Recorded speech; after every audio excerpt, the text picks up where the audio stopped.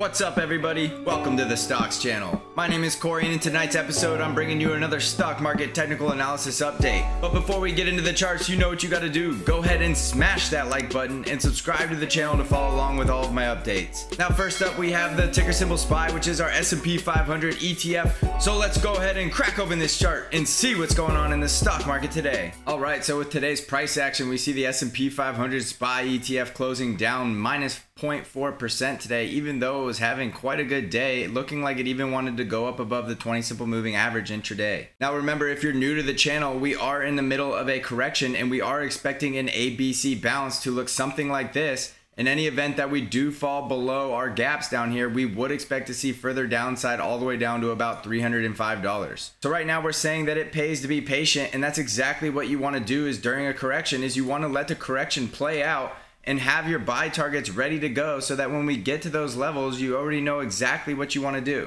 So on the SPY ETF, we have these gaps that we're waiting to get filled at $330 and at $327. And we also have this nice 0.236 Fibonacci retracement level right around that same level at $325. So you can see on the B bounce of this correction, we keep coming up into this 0.382 retracement level around $341 and getting rejected. That's more evidence that we're still in that correction, and we still have the 5 EMA trading below the 13 EMA and the price action still closing below the 20 simple moving average. So we still have that short-term bearish trend, and we need to respect the trend because the trend is our friend. So we did have the Fed come out and speak today, and the Fed basically said that they were going to do unlimited lending power, but that's not enough because we need the economy to get back to where it was, and the Fed is not saying that message that the economy is recovering as fast as they would like to see, which is why they're going to continue that lending power and do everything in their power to make sure that this economy doesn't collapse during this time. So right now you need to follow the technicals because the price action is going to tell us everything we need to know,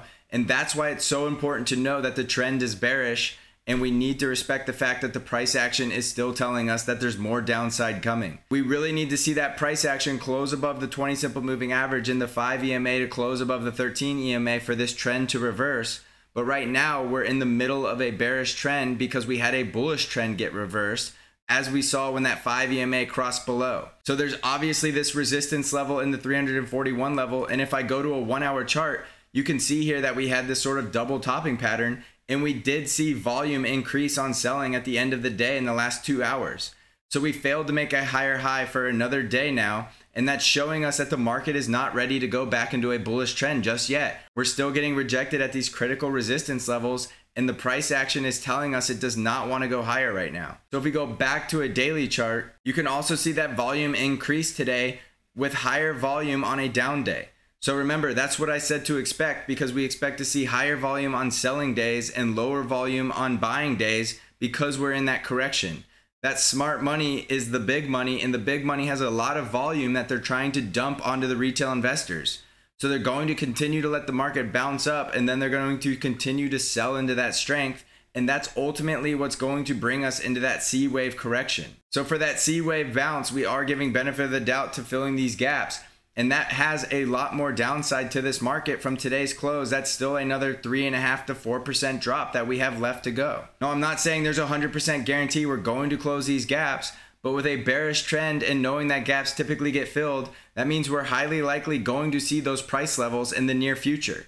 So remember, this is a correction month, and we've been saying expect September to remain a correction month, and September still has 2 weeks left in it.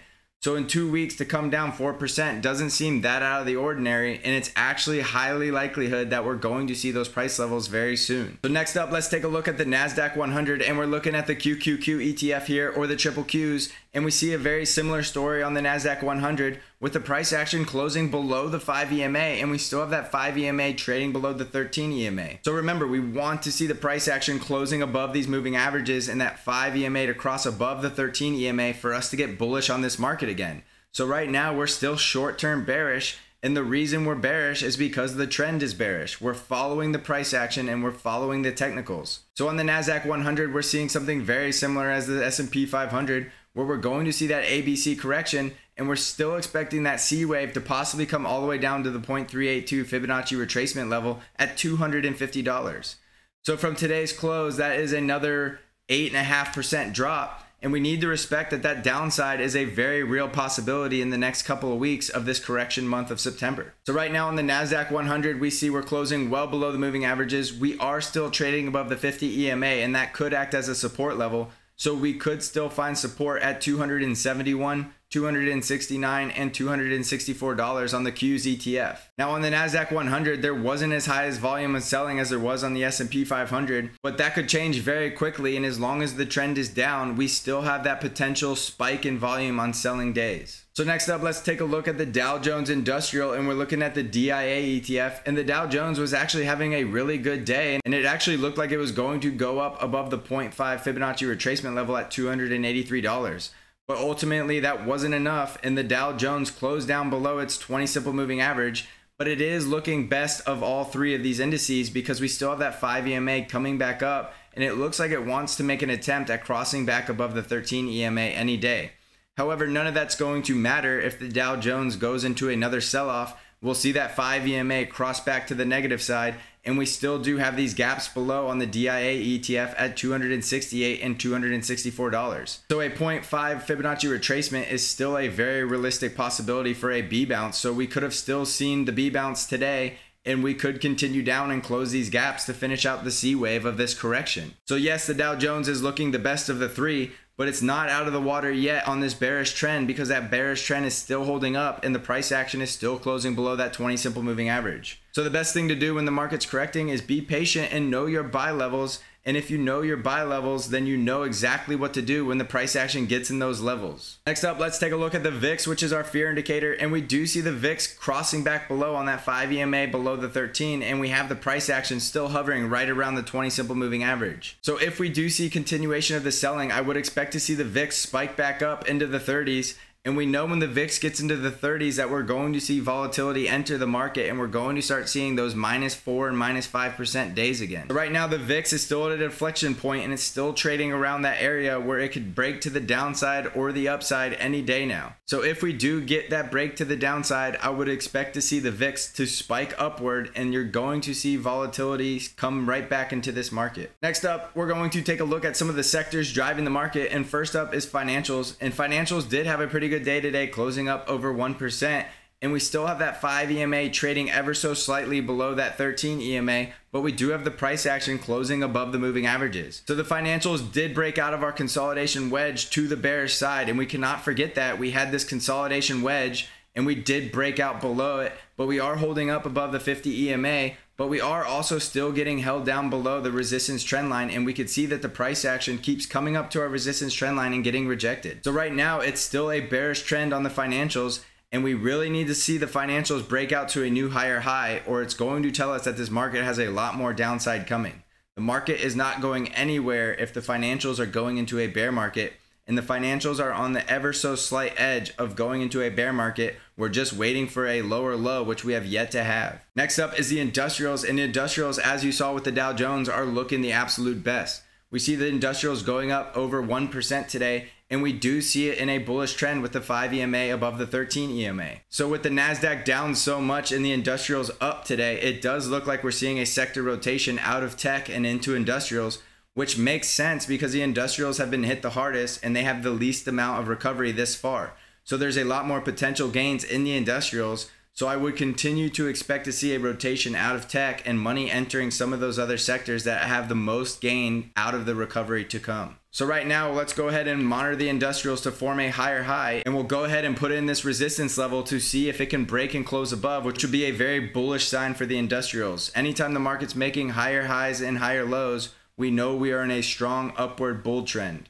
So if we zoom out, we see the industrials have been doing very well. And if they can form that higher high, we know the industrials will continue that strength for months to come. The next sector is the healthcare sector, and we do see the healthcare sector still in a bearish short-term trend, closing below the 20 simple moving average. So this could still be our ABC correction bounce as well, and it's too soon to say, but it looks like we're going to see more downside in the healthcare sector because it's still in that bearish trend, and we still have the price action closing below that 20 simple moving average. You can also see the Bollinger Bands are starting to turn negative, and that's another sign that the price action is rolling over and we see that that 20 simple moving average is also now in a negative sloping trend. So ultimately you have to watch the trend, because that trend is always going to tell you where the price action wants to go. Next up is the dollar, and we're looking at the DXY, and the dollar still holding up right at support, playing games with us because we see it continue to come down and test its resistance trendline breakout and bouncing back up above the moving averages. Now that's a bullish trend, but the bullish trend is weakening, and we're going to see this momentum building up, and I would expect to see a break to the upside or the downside any day now. So remember, on the dollar, we want to see higher highs and higher lows to let us know that the dollar is going into that bullish trend.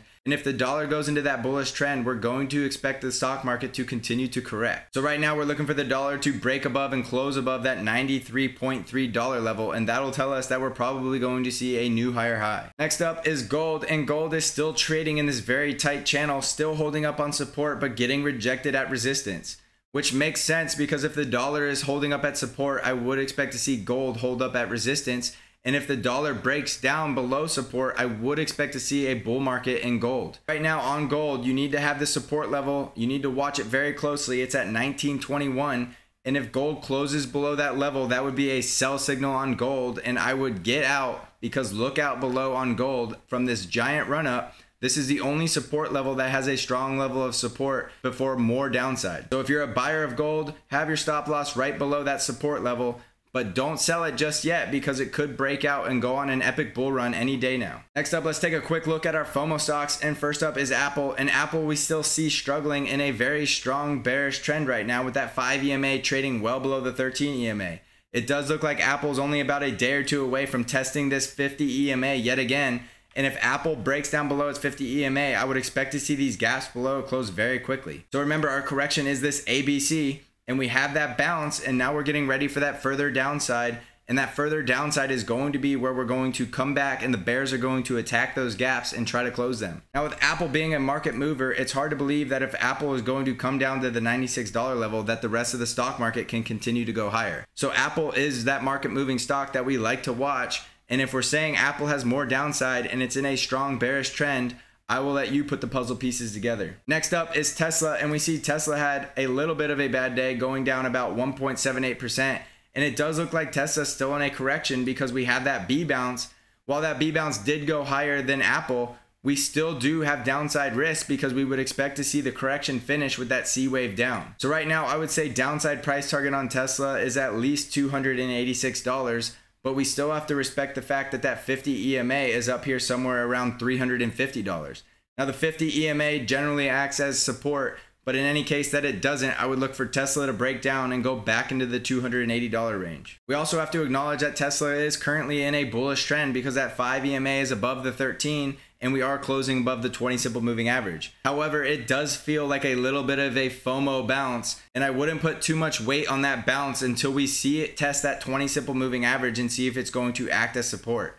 Now, if this is the real deal bull run, I would expect this 20 simple moving average to act as support, and I would expect to see Tesla continue its uptrend. But it's too soon to say. We need a couple more days of price action to know for sure if Tesla is going to continue its bull run, or if it's just having a FOMO bounce before it has that next leg down on that C wave. A quick update on Bitcoin is Bitcoin did hold up on its support level, and it's continuing to bounce, and we now see Bitcoin having its 5 EMA cross above the 13 EMA. So it does look like Bitcoin is going to go into that bull market, and we also see the price action closing above the 50 EMA. So look for Bitcoin to come back up to the $12,000 level, and if it could break above that, it's probably going to get to that $14,000 level in a flash. So just to recap, watch out for SPY to continue that ABC correction. We're expecting that B wave bounce to be ending very soon at this level that we're seeing hold up as resistance, and we would expect to see that $327 level for the C leg down. In any event that that level does break down, look out for that 0.382 Fibonacci retracement at $305. So thanks for watching, everybody. Please remember to smash that like button to help me out. I really hope these videos are helping you out.